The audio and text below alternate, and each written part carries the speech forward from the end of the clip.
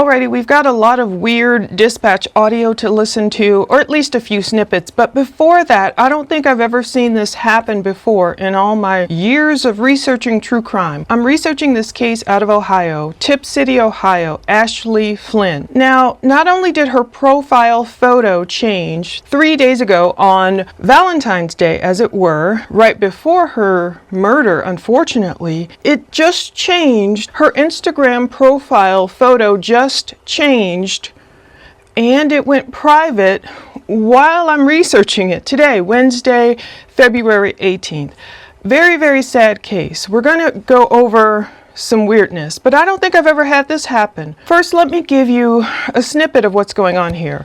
Now, according to this crime radar dispatch audio, it must have the wrong time on it. It's saying February 15th, 2026 at 11:31 p.m.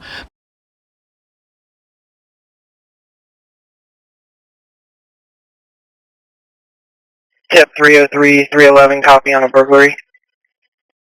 No. Going to be at 9-2 Cunningham Court. Someone broke into the RP's house. Unknown if they're still there. Garage door is open. RP and juvenile daughter are locked in a bedroom. But according to police, this happened at 2:31 a.m. It must be 3 hours behind. I mean, we should both be in Eastern time zone, so I don't know what's going on here. But it's this burglary. Tip 303-311, copy on a burglary. It's saying tip 303-311, copy on a burglary. He's going to say, go ahead. No. Going to be at 9-2 Cunningham Court. Now, they redacted, of course, the address, but it's at Cunningham Court. It's a cul-de-sac. That's another thing that's playing into this strange crime and what's going on. Someone broke into the RP's house. Someone broke into the reporting party's house. We can only assume the reporting party is Caleb Flynn. He's husband to Ashley Flynn. Unfortunately, she's the homicide victim, only 37 years old. But we don't know a lot because we don't have Caleb, if he's the one who made the 911 call. We don't have his audio. Police won't give up much at this point, so we have to hunt down police dispatch. Unknown if they're still there. Garage door. Unknown if they're still there. He's going to say garage door is open. Don't worry, we'll listen to this again. Is open. RP and juvenile daughter are locked in a bedroom. RP and juvenile daughter are locked in a bedroom. They're saying the garage door is open. This is out of Tip City, Ohio. I guess it's kind of outside of Columbus, I want to say. It's strange. So I've been researching and researching. Reportedly, this happened. Someone broke into this couple's home, this family's home, this lovely family's home. They're seemingly a nice, good Christian family. I have to say from the onset, this case does look weird. But by me making this video, I am not calling anyone a suspect. I've got to make that clear. I'm not into ruining lives or pointing fingers. We don't know what happened. And until police give us more, all we have to do is go by what we can find out. So that's why I was researching Ashley Flynn's Facebook profile and her Instagram, and I've never seen this happen. Of course, I've seen, if there's mass shooters or something and they have a manifesto, of course I see their stuff disappear. But I don't often see the victim of a violent crime, their profile photo change while I'm in the middle of grabbing photos. I'm like, who's messing with Ashley's Instagram? Why did it just go private? Okay, let me explain what I'm talking about here. Ashley Flynn, this mom, wife, she has 2 daughters with her husband. We'll go through what I found out about when they got married. We'll do a nice little timeline. I just have to get this out first. Okay, if you click on her Facebook profile, you can see that she changed it. She updated it Saturday, Valentine's Day. You can think back to what you were just doing on Saturday. It says 8:44 p.m. Eastern Time, 37-year-old Ashley Flynn.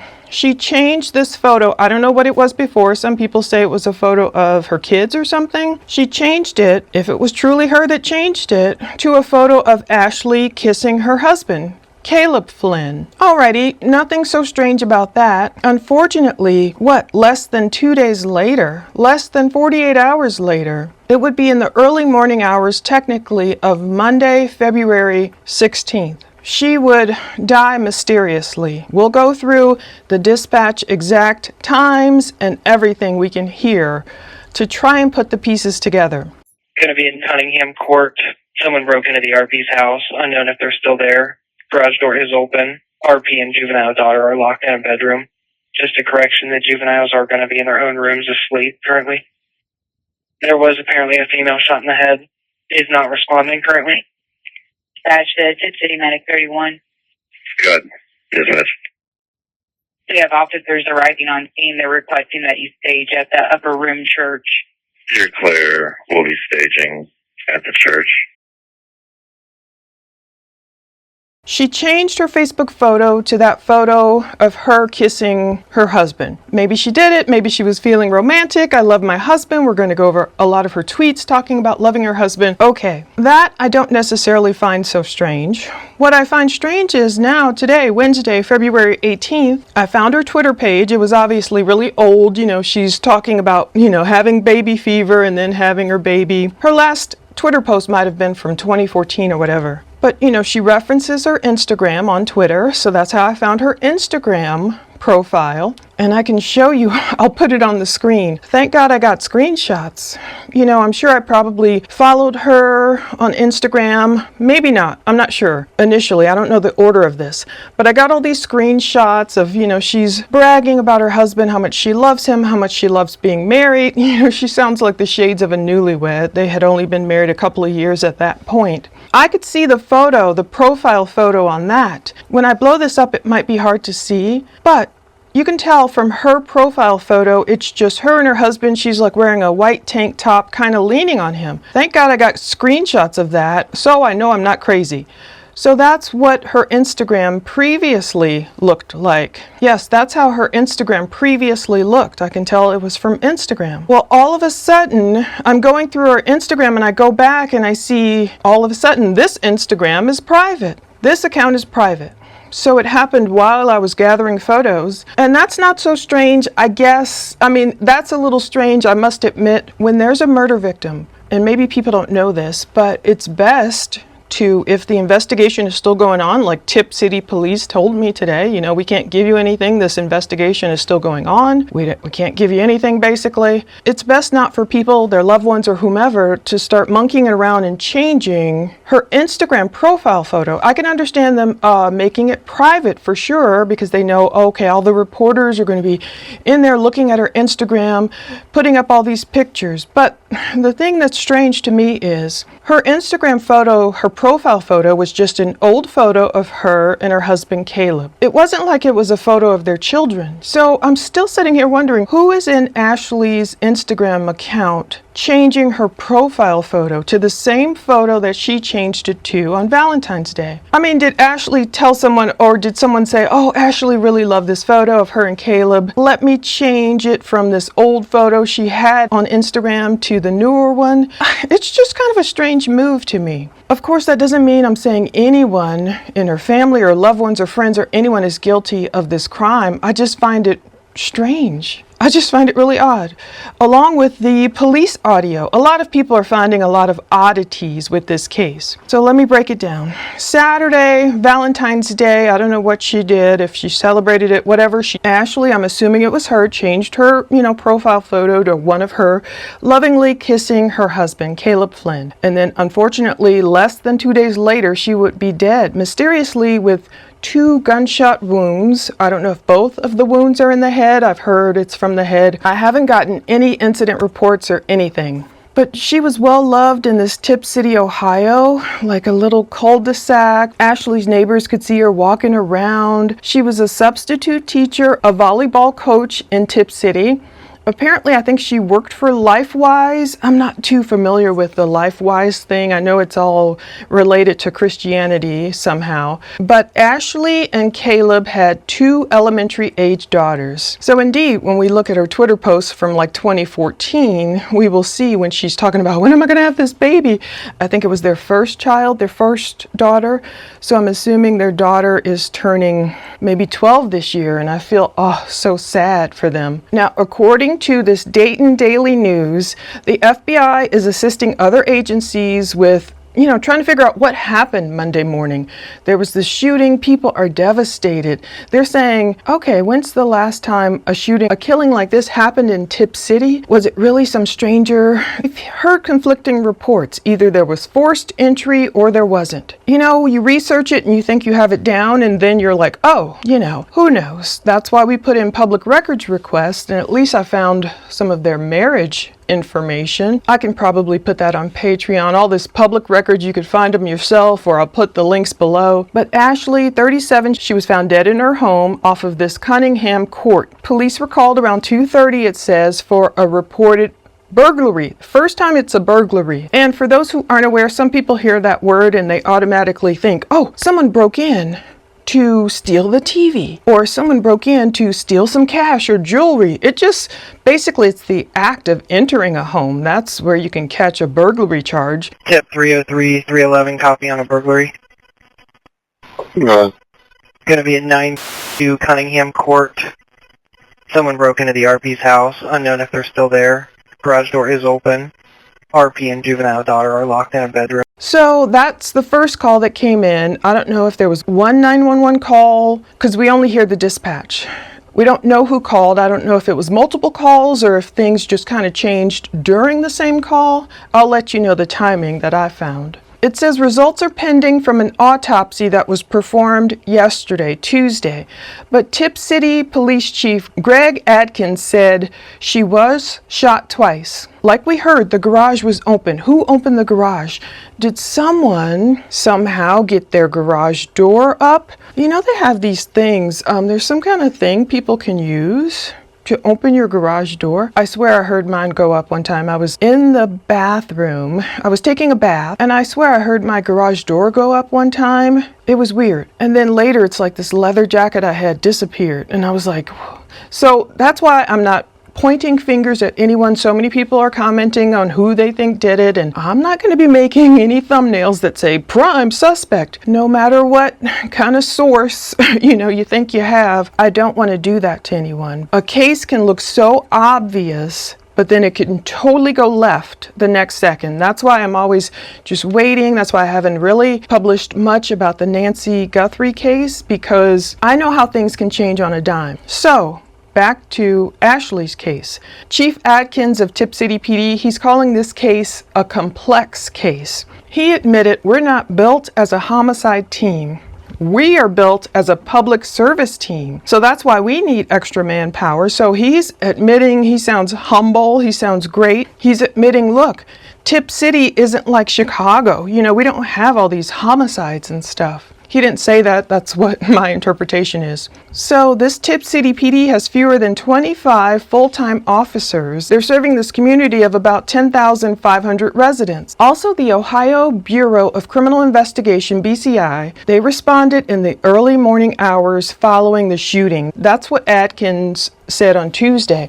I hope we get a presser today or something. Now, Atkins says we have also reached out to Miami County Sheriff's Office. Yes, I guess Tip City is in Miami County. That really confused me about Ohio when I first heard of Miami of Ohio, this college. And I was like, wait, Miami? Are you talking about Florida? I had no idea that there was any Miami County in Ohio. So the Miami County Sheriff's Office and the Miami County Prosecutor's Office, the Dayton FBI office, they're all being reached out to. I know I put in a FOIA with Miami County Sheriff's Office, and they came back telling me, oh, we don't have anything on record about that. And I was like, I thought you guys were assisting. But I know it takes time to get stuff in the system. They have more important things to do. Even though if they provide us with things we can show you guys, the husband's 911 call if he's the one who made it, or different body cam evidence, the public might be able to help figure out, oh, I saw that strange person walking past my camera too, or something. Anyway, hopefully the public can be a resource to them. Investigators are working as swiftly as they can. They're trying to collect all the evidence. They said there have been a lot of tips coming in, video clips from neighbors, and Atkins is encouraging this. So what could it be? Because of course all these comments and rumors are coming out saying, oh, my grandmother or whomever lives over there, and she has 20 cameras pointed all around the place, and they didn't catch a soul. So I get it. Sometimes my Ring cameras don't catch everything. You know, they're activated, they're motion activated, but it's so strange. Some motions don't always activate them. Even if it's a person, it's so weird. Like, even if it's a person at my door. So we're kind of on a busy street here. That's probably why you can hear the traffic sometimes back there. Like one time in the middle of the night, it was like 3 a.m., whatever, this woman, she slid on the ice into some of our lights and everything out by the curb. So the police, they're knocking on our door in the middle of the night, like, hey, you guys, this woman accidentally, damaged some of your property. Do you want to file a report? My husband are like, oh no, it's fine, whatever. So I went to look back later, like the next day, to see, the accident and the officers coming to our door. None of that detected the motion. It was so strange. It only detected when the tow truck came and then kind of towed her car because she kind of got stuck on the rocks. So I'm saying all this to say we can't make assumptions. People are saying, in Ashley Flynn's case, some of the neighbors are saying, I've got cameras everywhere. It didn't pick up any person, coming in their home or whatever. We don't know. I hope someone picked up evidence of what happened.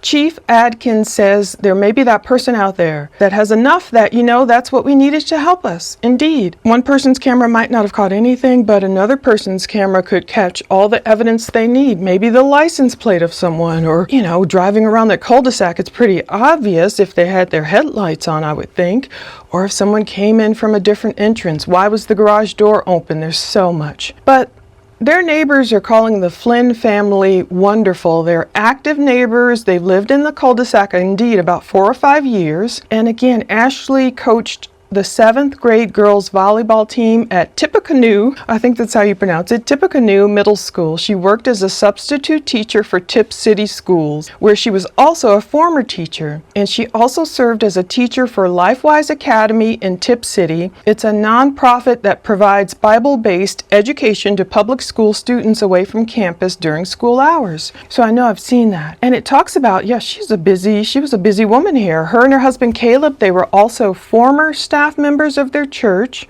They used to be, I guess, full-time staff maybe with this Christian Life Center in Butler Township. That's where Caleb Flynn worked in the music ministry. So they're not on staff there anymore, at least, they weren't, but they were still active members prior to her death. So Caleb, you can see his music attributions all over the place, and he even made it onto American Idol. So we'll see those photos. This was in 2013. He has this YouTube video he's talking about. In one interview, he's like, I love my wife more than anything. She's very, very pretty. I love her. I think that's the interview where they're asking him about his wife. And I found that funny, the attributes. He's just like, she's very, very pretty. He was talking about his favorite American Idol contestant from years past, and it was Carrie Underwood was his favorite. And then he says about his wife, Ashley, well, if she dyed her hair blonde, she'd look just like Carrie Underwood. I thought it was kind of funny that he went immediately for the physical attributes, but Anyway, the neighbors knew who the Flynns were, of course,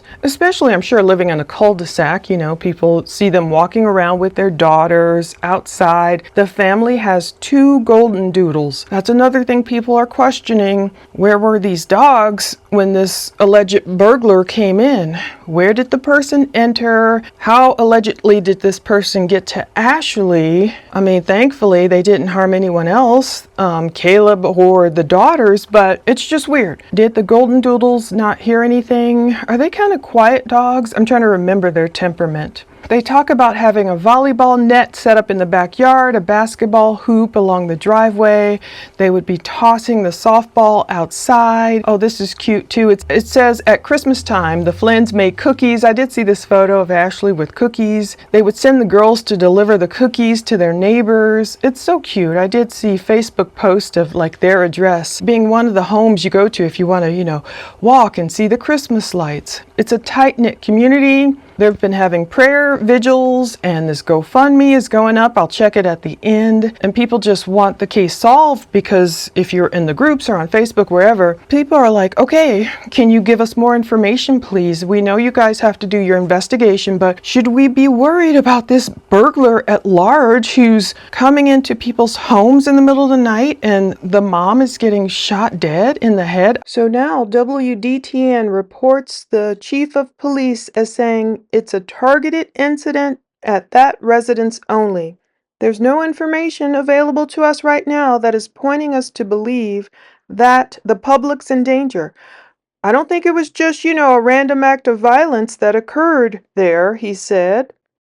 I don't know Ashley's location. Some people are claiming, now this part is conjecture and rumor, some people are claiming Caleb was sleeping on the couch because he wasn't feeling well. I have not confirmed that with police or anybody. I don't know, was Ashley in their bedroom? I'm not sure about that. I think some people are hearing this dispatch and they're getting a little confused.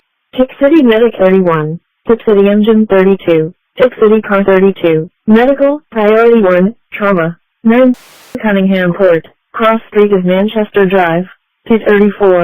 You know how initially, and we'll listen to all these three again so you can hear it. Initially it said the reporting party and the juvenile daughter are locked in a bedroom. They ended up changing that. Tick City Medic 31, Tick City Engine 32, Tick City Car 32, Medical, Priority 1, Trauma, 9, Cunningham Court, Cross Street of Manchester Drive, T34. So that's one thing. We saw initially the first burglary reported was at 2:31, even though on Crime Radar for some reason it says 11:31. I was like, what? And I tried to go find it on other places. I couldn't find the dispatch anywhere else yet. So it must have come in 2:31 exactly, and then you hear that trauma incident 3 minutes later, 2:34 a.m., medical emergency, Cunningham Court. Medical priority 1. That's before they knew Ashley was gone. So could this have possibly happened? The husband, if it was him, call in at 2:31, there's a burglar in the house.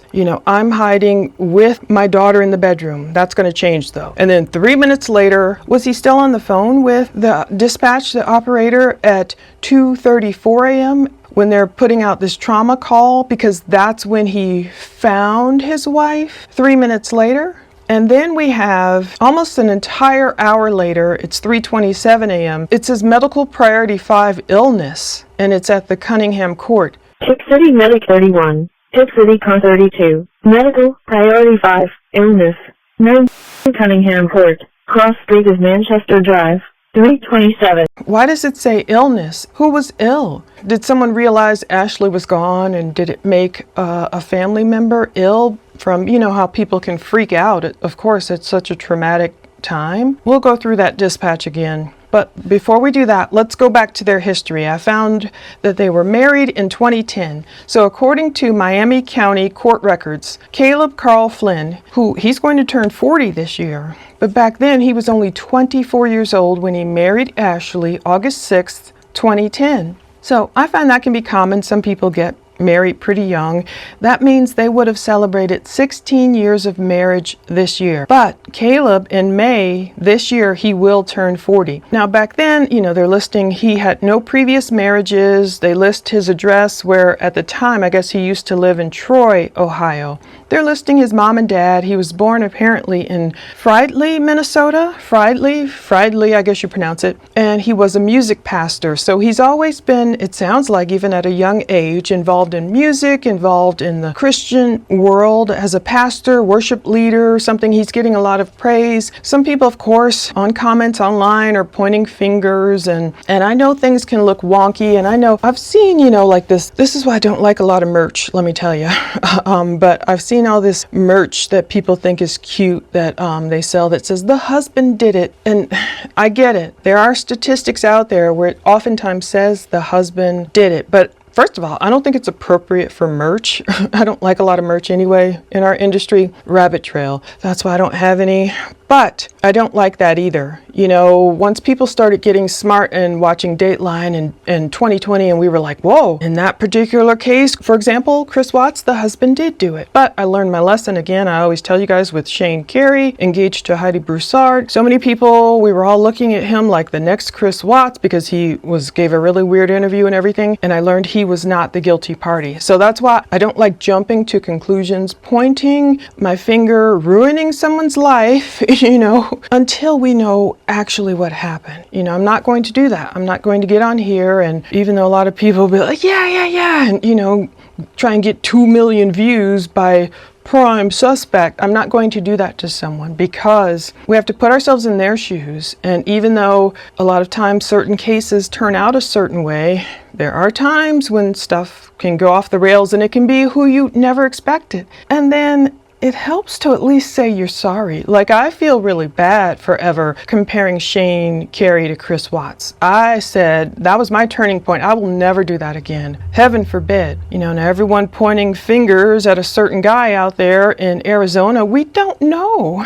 And what if some nut job is like, I'm gonna avenge Nancy Guthrie because I believe you did it because a person has a source. Anyway, you guys see what I'm saying. That's why I toe the line. Let's just try and see where the facts take us, and let's wait. Now, back then, Ashley Elizabeth Smith, which was her name, she was younger. She was only 22 when she married Caleb. She would have turned 38 years old just next week. She would have turned 38 years old just next week. Yeah, she would have just turned 38 years old on Tuesday had she lived. Oh my goodness, February 24th is her birthday. She wasn't married before. She was only 22 when she married Caleb at that point. And it's so odd the way it says back then with Caleb. Was he widowed? No, this was on their marriage license. I'll put the PDF below. And they show Ashley's parents' names. They show an address where she lived in Tip City and he lived in a different address. Ashley was born in Dayton, Ohio. I know she went to college off in Indiana. She's been different places. And she, back then, was a third grade teacher. So I'm looking through the court system. After that, all I see were a couple of traffic infractions for Caleb. 2011, there was some speed limits or assured clear distance or whatever. Sounds really, like a nothing burger. Then 2012, I found this was weird for Caleb. He was driving upon a closed highway. I was like, how do you do that? That was weird. Oh, but it did give me his height back then, 6 feet tall, eyes blue. It said hair bald. I was like, did he shave his head back then? Because he's not bald, not that I saw. And his weight was 175. So that's what it was back then. They got married 2010, 16 years ago, almost 16 years, come August. So then in the throes of her newlywed status in 2012, it's February 12th, 2012, Ashley takes to Twitter. She's holding someone's baby. She obviously has baby fever. She's writing, having the urge, but hashtag dangerous, considering we have 3.5 more years on the plan. So they had it planned out, I guess. Get married in 2010, maybe have a baby by 2015 or whatever, they planned. And they kind of almost, I think, stuck to their plan. She just is effusive praise towards her husband. Valentine's Day 2012, she's like, I have the most incredible husband. Blessed is an understatement, head over heels. February 24th, her birthday. What an amazing birthday. My husband sure is good to me. Now, look forward to a night out with her girls. In 2012, it's all these posts about I love being married, I love date nights, and I love that God picked out a partner for me that makes life twice as fun than it was by myself. I thought that was sweet. And in between, it's like her scripture posting almost makes me want to cry. She talked about in 2012 how Caleb wanted her to train with him for a half marathon. And she's like, wishful thinking, I died after 3 miles at the gym today. I was like, oh yeah, 3 miles. That's kind of like my limit these days almost at the gym. And then 2013 came along. She's posting an Instagram photo. This is how I was able to capture these, on a date with this good looking man. But now it's all private with a different profile photo. She posted about date night and I have the greatest husband in the world. She posted scripture. Oh, that's the one that really made me want to cry. Just seeing a woman who has a heart for God.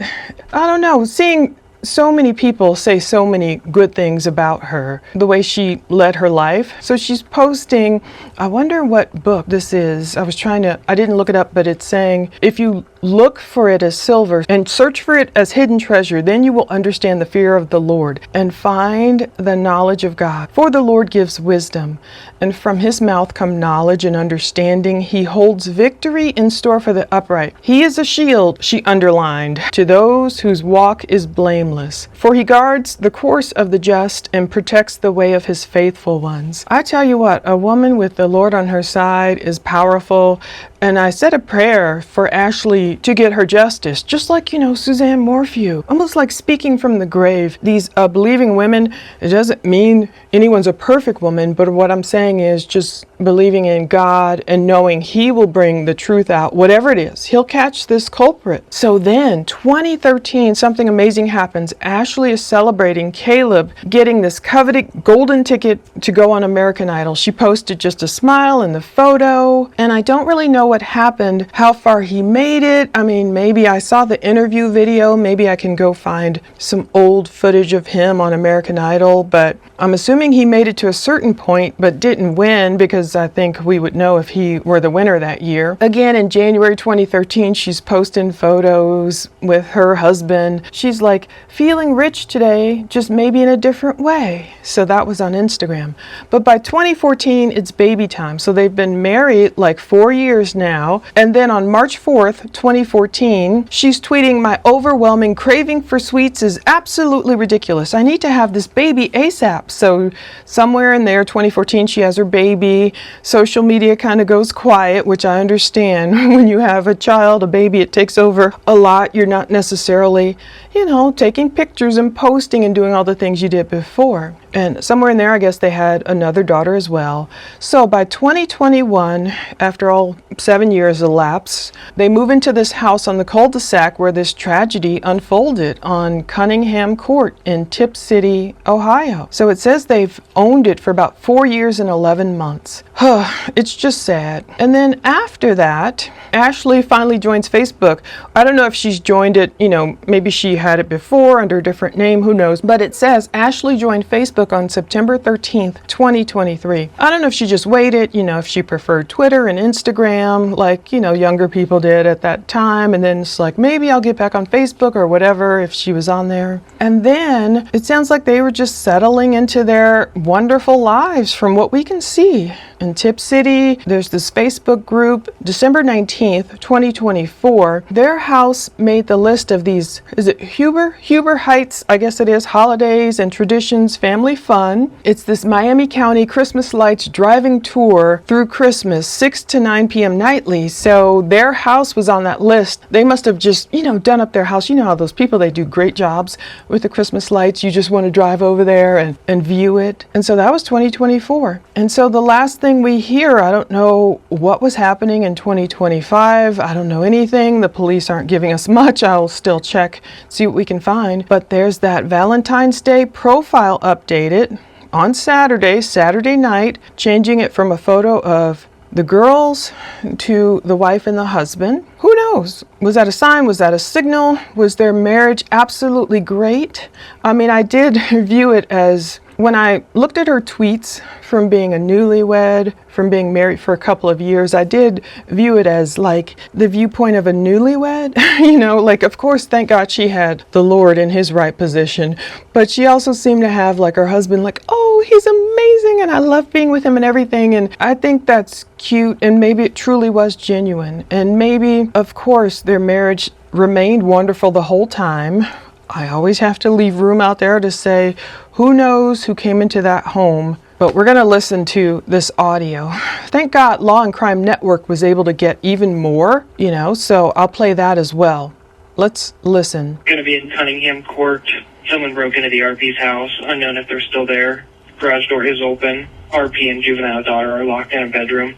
Just a correction, the juveniles are going to be in their own rooms asleep currently. So that's the part that's getting people too. Someone broke into their home, unsure if they're still there. Okay, so imagine if it's Caleb calling. How did he hear, and who knew that the garage door was open? I don't know. I couldn't see the layout of this home. I couldn't find internal pictures, but it is obviously an attached garage.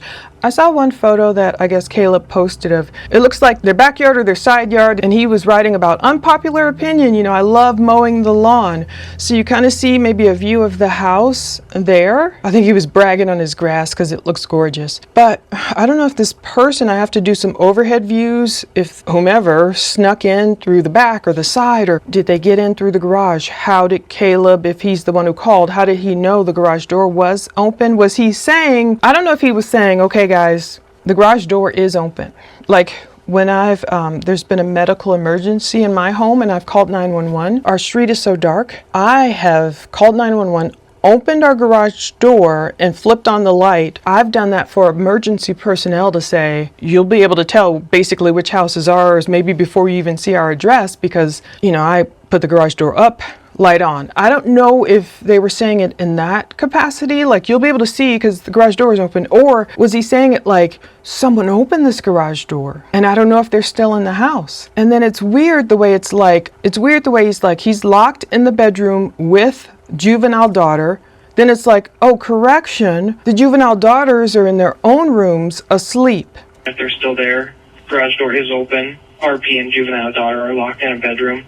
Just a correction, the juveniles are going to be in their own rooms asleep currently. That part is weird to people, but again, we don't know all the context. People are like, well, how could he not be near his wife? And how could he not be near his girls? But was he out there on the couch and then he saw or heard someone breaking in? And then did he, go see what's going on? Okay. And then did the dispatch operator mishear him? Did he say the girls are locked in their bedrooms? And the dispatch operator assumed he was locked in the bedroom with the daughters.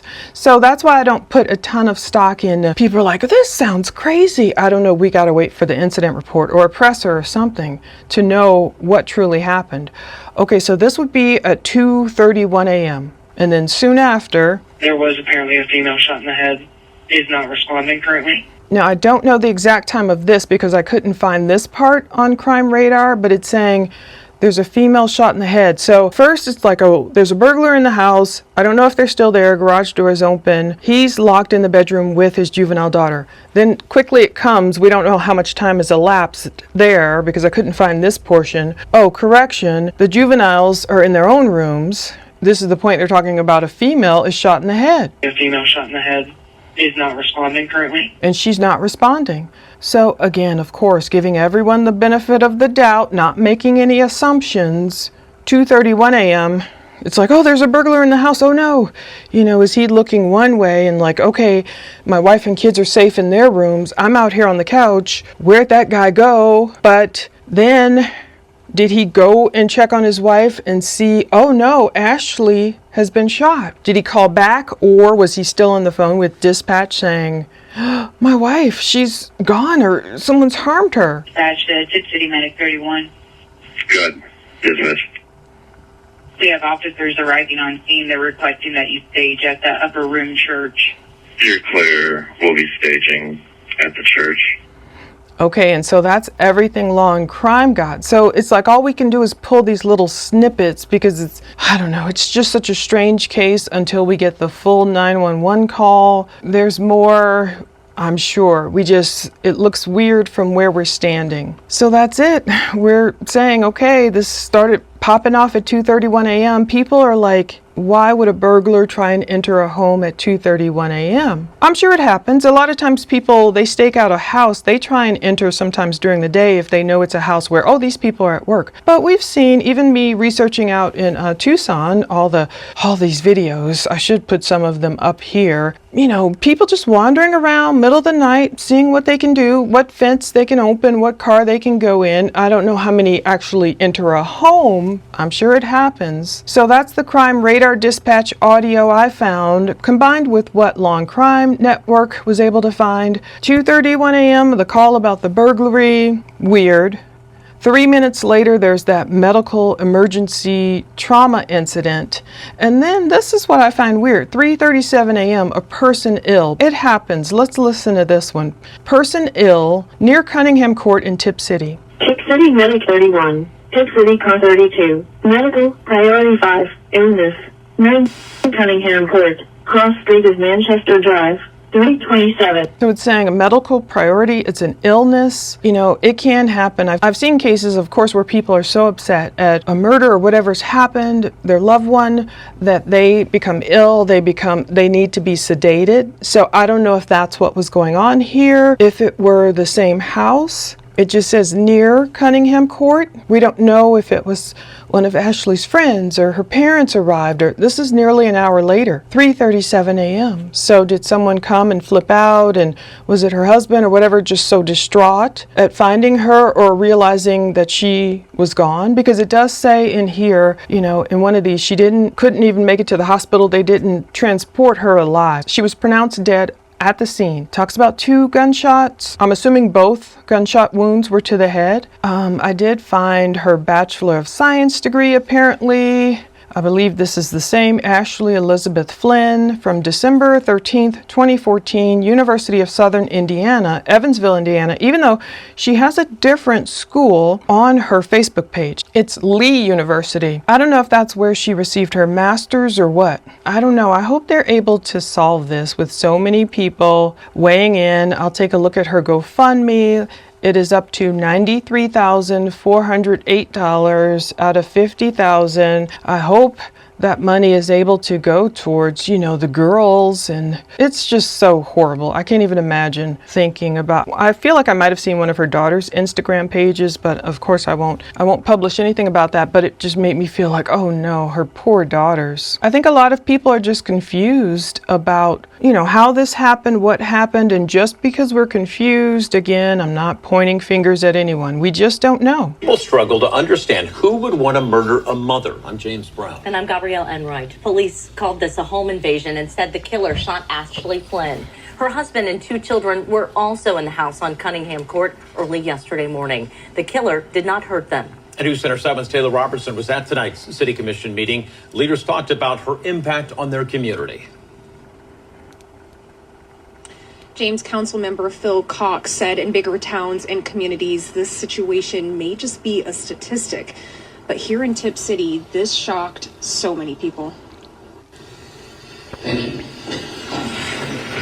After the moment of silence, a pastor prayed for Ashley and the community that loved her. Lord, as this city just aches and mourns, we just acknowledge that we need you more than ever. Ashley and her family are well known in Tip. Council President Ryan Liddy said Ashley was his daughter's volleyball coach. He described her as caring, compassionate, and supportive. She exemplified those characteristics. She was the type that had the spirit to make Tip City a vibrant community and a community that all of us enjoy living in. She reflected the kindness of the community I like to see. Also with Ashley's family and friends and students, and also with our law enforcement as they move forward this investigation. Tip City Police Chief Greg Adkins was at the meeting but did not speak. Earlier Tuesday, News Center 7 talked with him about the investigation. Chief Adkins said it was not clear why someone broke in and shot Ashley. He said he asked for the FBI's help. Chief Adkins said he wanted Tip residents to know they are safe. I would just like to say that the events that occurred Monday morning remind us that Tip City is not immune from tragedy. But I will say that we are uniquely positioned to support those who are affected by the tragedy. I wish her Godspeed to heaven, and she'll certainly be missed. Amen. Investigators are still looking through the video evidence they have, and they want anyone with information or video that they think could help investigators to reach out to them. We're live in Tip City. Taylor Robertson, News Center 7. It's nice that Tip City leaders gave a moment of silence and prayer and wished Ashley Godspeed. They showed little clips there of the house. At least you got to see the front door. We can get to see more of the layout. I'm glad they have video footage, evidence they're looking through. However, they did say Chief Adkins wouldn't speak. Okay, residents have nothing to worry about. So when they start talking like that, I'm not sure if that's attributable to Atkins though, they start speaking like residents have nothing to worry about. It makes you wonder. Of course, it makes minds start leaning towards this was an inside job. So I don't know. Everybody's like, okay, look at all the people she knew. And there's a lot of comments going around the place. Neighbors, everyone is just wondering who did this. Who did this? So I think that's it. I want to just check for any more responses to my public records requests. I don't know, this is a weird one. Again, there are rumors about who they're holding for 48 hours or, what cameras didn't catch anyone and what's going on here. Is someone being detained? We don't know any of that stuff. And I did see that this couple, Caleb and Ashley, at one point, they did live in South Carolina. At first I thought I had the wrong couple, but then I saw on Caleb's Twitter page where there's this, he's like, I miss South Carolina, and there's this video, he's coming to Ohio in April, I think it's April 2012 or something like that, and he's like, oh, I had to put on, scrape the frost off the windshield or something. So I was like, that really was them in South Carolina as well. April 21st here in Ohio, and I had to use my ice scraper. Sweet. So we can just read Psalm 34:18. The Lord is close to the brokenhearted and saves those who are crushed in spirit. So I really pray that for all of Ashley's family, her loved ones. She had these beautiful photos of her mom. I just can't imagine her friends, some people are inconsolable. You don't expect any of this to happen. It gives me chills. It's very sad. That's all I can say. I just want them to catch who did this, and I want to check. Let's just see if I have any other updates. Piqua Police Department, they closed my public records request, so maybe they have nothing on him. I was just FOIAing them because that's where Caleb got one of his speeding tickets or something. They're saying the record you asked for does not exist, and contact this number. We can help you making a focused and effective request that reasonably describes an identifiable record. Ooh, shots fired, okay? Technically, I gave them the case number, the case name. I gave them the filing date. I gave them the name of the person, the defendant, and I gave them his address and phone number. I would say that's pretty focused.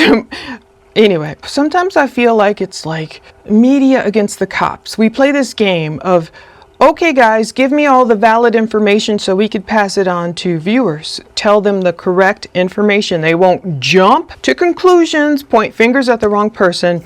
Give us any information that won't hinder your case. And sometimes I feel like the police departments are playing this game of, how do we keep that stupid media out from destroying our case? Like, I get it. I get you don't want to give us too much information. Of course, they don't want to tell us certain things that only the killer would know. I understand that. But we do want facts. We want to be able to pass on verifiable facts. So let's hope we get some of those. Let's hope we get autopsy results and, cause and manner of death and the exact times and the 911 call and just more information that helps us pass it along to you as viewers, so we get the correct information to pass on. Anyway, let's hope they find whoever did this and Ashley gets her justice. I think that's everything I wanted to cover for now. I'll probably keep on this case and of course many others. I'm really covering a lot of cases. I'm looking at the Nancy Guthrie case so much, but I'm really holding my tongue. I thank God for some videos I didn't make because, some people can be liable for the things they say, especially YouTube thumbnails that declare a certain thing without a question mark, and beyond that, what's legally right. I think of what's morally right. I don't want to point fingers at a person just because other cases may have gone a certain way. That doesn't mean this case is going to go that way.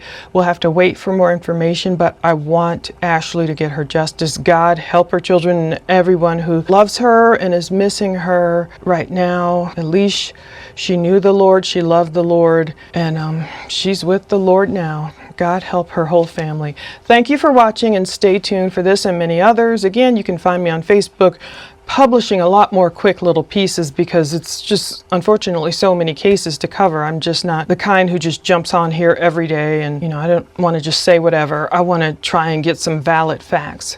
Okay, thank you so much for watching and take care.